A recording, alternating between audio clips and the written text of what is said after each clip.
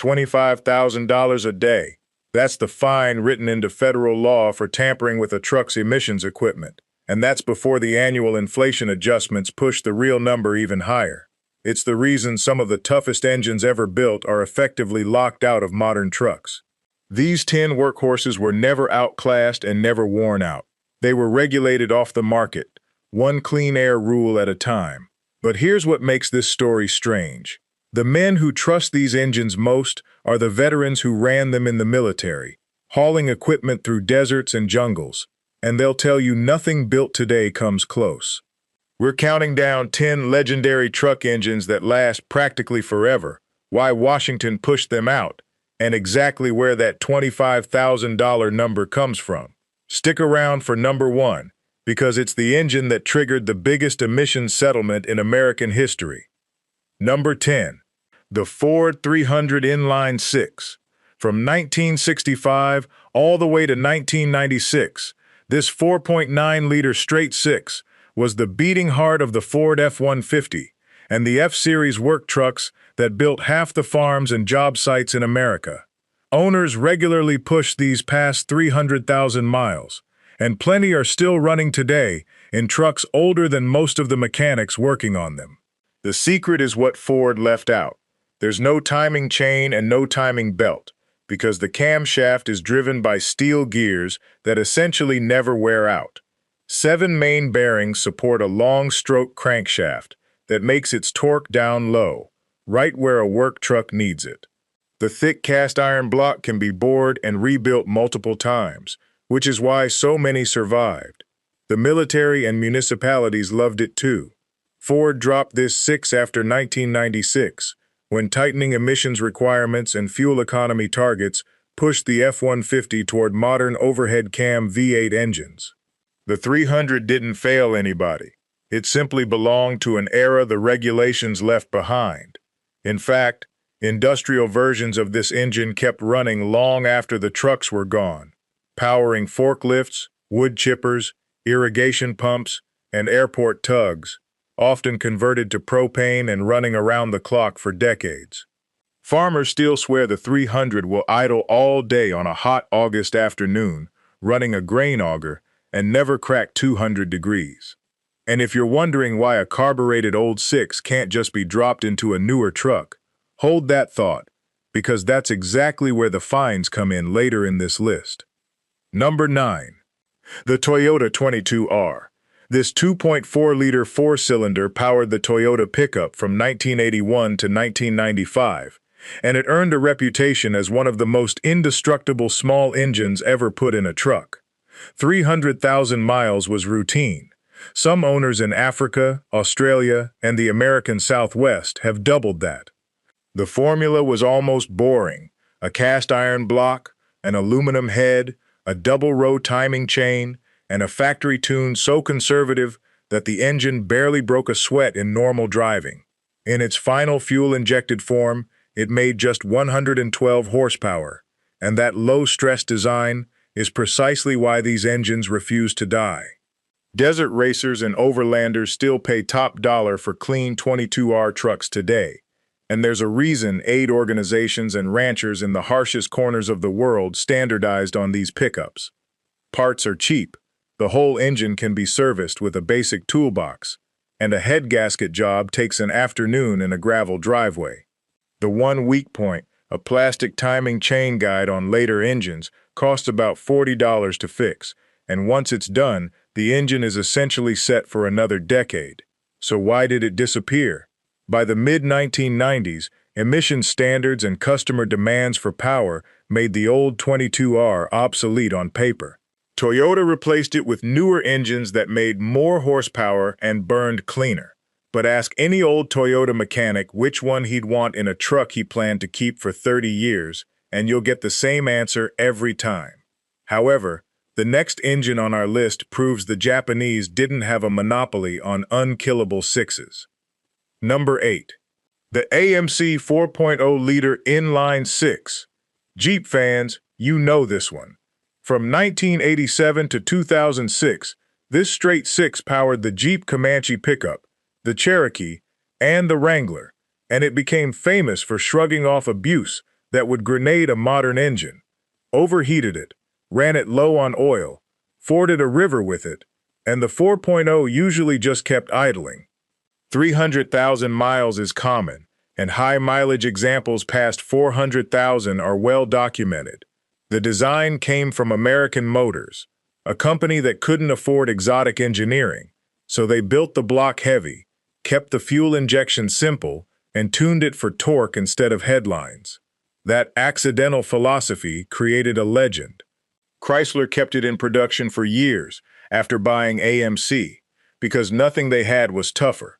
Postal jeeps, pipeline trucks, and Forest Service rigs racked up brutal stop-and-go miles on the 4.0 without complaint, and the engine became so trusted that off-roaders built entire expedition vehicles around it.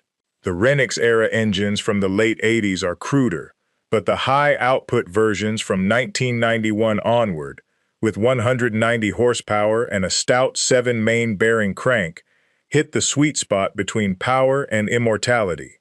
But in 2006, the 4.0 was finally retired. Meeting the next round of emissions and refinement standards would have required redesigning an engine whose basic architecture dated back to the 1960s, and the accountants said no. Wrangler owners protested. It didn't matter. Today, a clean 4.0 powered Comanche pickup sells for more than it cost new, and the men buying them aren't collectors. They're guys who want a truck that starts every morning for the rest of their lives. Number 7. The GM 6.2-liter Detroit diesel.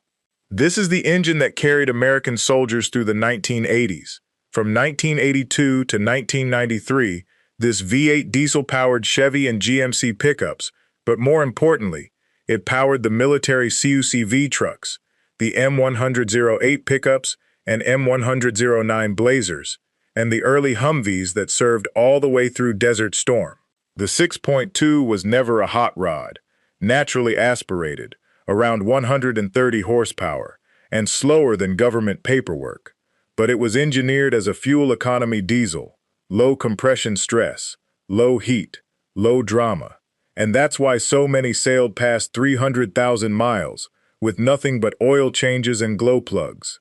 Soldiers who drove them will tell you these trucks started in freezing German winters and ran flat out across desert sand without complaint. Motor pool mechanics loved them for the same reason, because a broken 6.2 could usually be diagnosed with a screwdriver and an ear, not a laptop. The engine even earned a following among civilians chasing fuel economy, since a 6.2-powered Suburban could touch better mileage than most gas half-tons of the era, while towing a camper. When military surplus CUCVs hit the civilian market, veterans bought them by the thousands, and many are still working on ranches today. The 6.2 gave way to the 6.5 and then the electronically controlled Duramax era, as emissions rules demanded computers, injectors, and after treatment the old mechanical diesel never needed. Simple survived the battlefield. It just couldn't survive the rule book. Number 6. The International DT466. If you went to school in America anytime in the last 50 years, this engine probably carried you there. The DT466 powered school buses, dump trucks, farm equipment, and military support vehicles, and it's widely considered the most rebuildable diesel ever made. Here's why mechanics love it. The DT466 uses wet cylinder sleeves, which means when the engine finally wears out somewhere north of 500,000 miles, you don't pull it from the truck. You rebuild it right in the frame, dropping in new sleeves, pistons, and bearings over a weekend, and the engine is essentially new again. Fleet managers kept the same DT466 buses running for 30 years, doing exactly that, and some municipal fleets documented over 700,000 miles on a single block through multiple in-frame overhauls. The bottom end is pure agricultural overkill, built by a company that also made tractors and knew its customers would run these engines at full load, in the heat, all day, every day, for a working lifetime.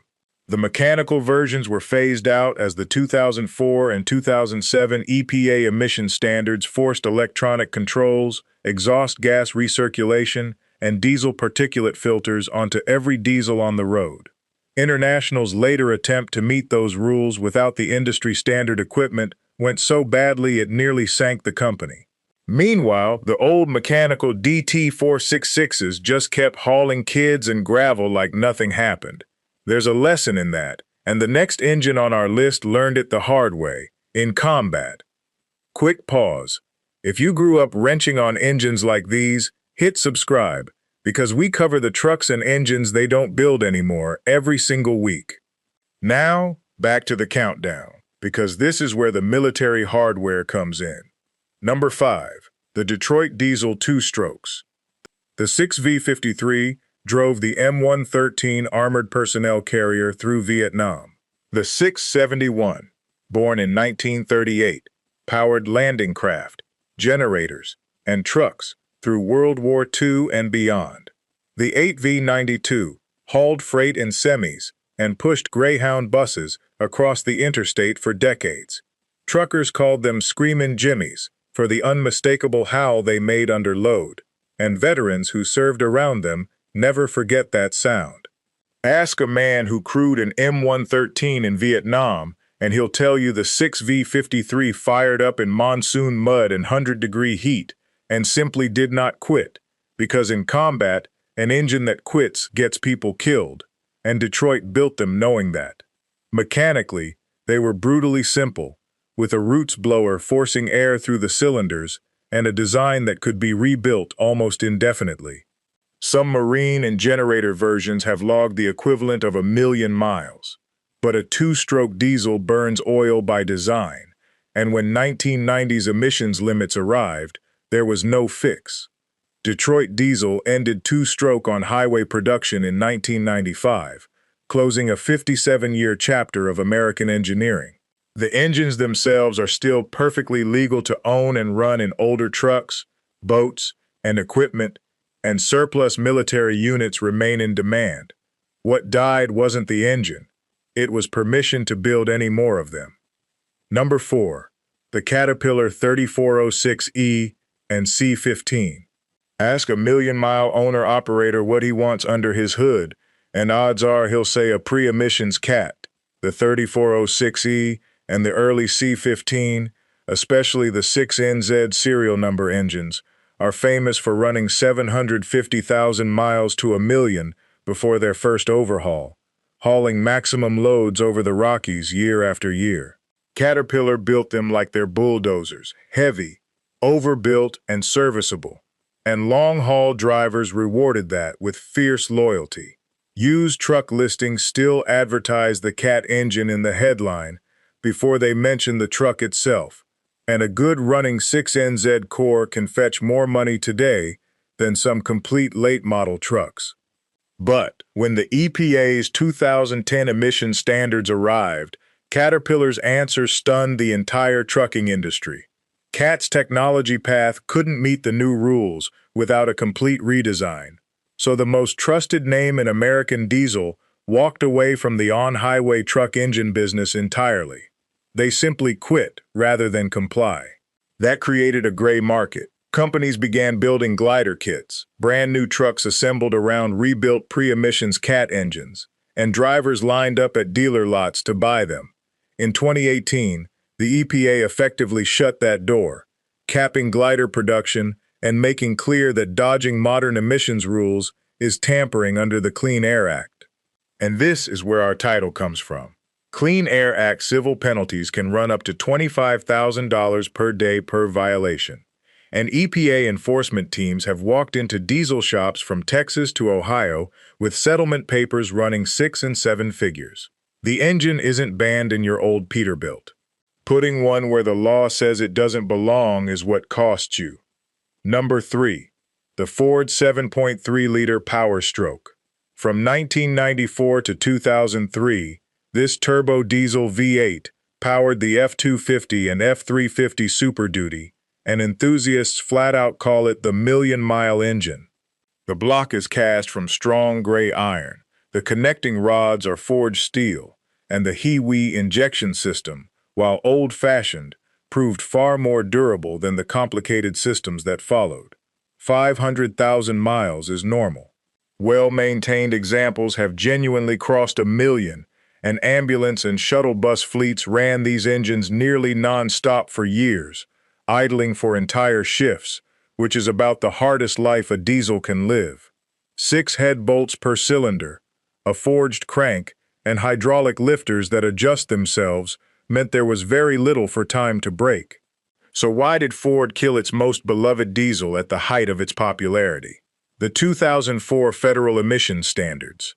The 7.3 could not meet them, period, and Ford replaced it with the 6.0-liter Power Stroke, an engine so troubled it spawned lawsuits, buybacks, and a cottage industry of repair shops.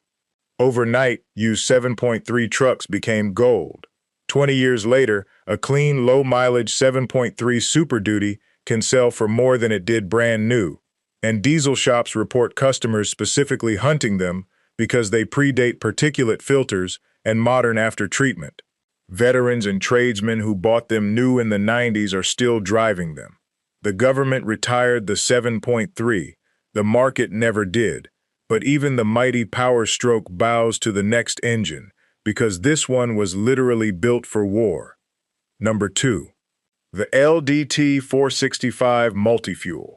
Every veteran who served around the M35A2, the legendary deuce and a half, knows this engine. The military had one requirement that no civilian engine could meet. In wartime, fuel supply is chaos, so the engine had to run on whatever was in the can. The DT466 delivered. This turbocharged inline 6 will burn diesel, kerosene, jet fuel, heating oil, and in a pinch, gasoline mixed with motor oil. And it does it with a distinctive turbo whistle that soldiers can identify from a quarter-mile away. It made a modest 130 horsepower, but it dragged loaded trucks through the mud of Vietnam, the mountains of Korea, and training grounds across America for decades, with a service life measured in generations, not years. When the military surplused the deuce and a half fleet, veterans bought them in droves, and thousands are running today at farms, fairs, and veteran parades, often for the price of a used lawn tractor. Owners joke that the deuce doesn't have a fuel gauge problem, it has a fuel preference problem, because whatever you pour in, it burns.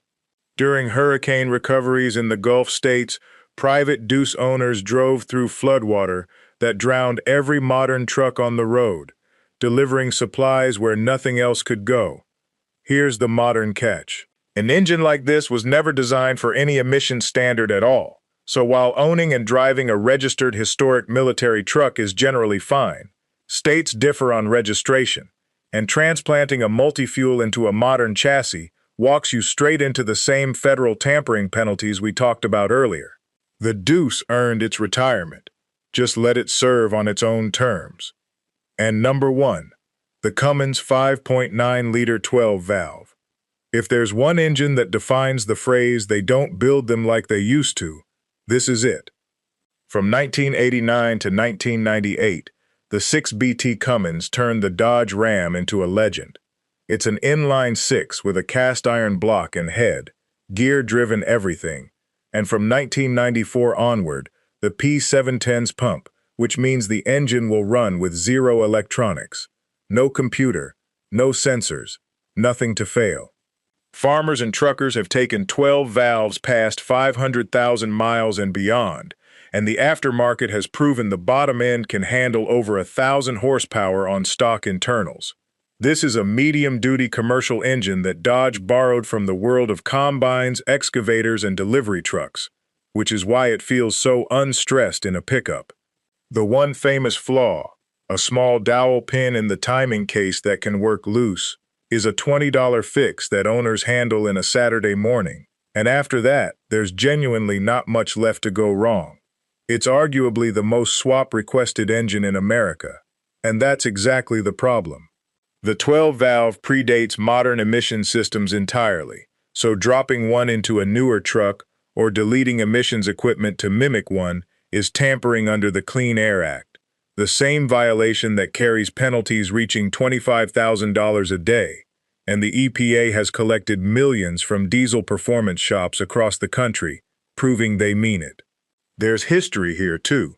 In 1998, government lawyers in Washington sat across the table from 7 major diesel makers, Cummins, Caterpillar, and Detroit Diesel among them, and reached a settlement worth roughly $1 billion in penalties and required investments over engine software that behaved one way on the open highway and another way on the test lab dyno.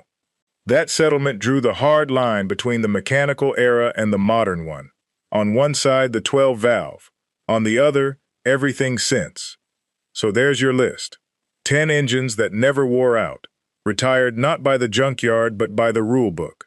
And to be fair, cleaner air is worth something. The men who drove behind a smoking 2-stroke in traffic will tell you that too. But the takeaway is simple. If one of these engines is sitting in your barn or under the hood of your old truck, it's perfectly legal right where it is, and it's worth more every year. Keep it in the vehicle it came in, keep the paperwork straight, and it'll likely outlive both of us. Maintain it the way the Army taught you. Clean fuel, clean oil, and don't let it sit. Now here's the question for the comments, and the veterans especially. Which of these did you run? In the service or on the job, and what's the highest mileage you ever put on one? And if this brought back memories, that video on your screen covers the 10 factory trucks that lasted 500,000 miles.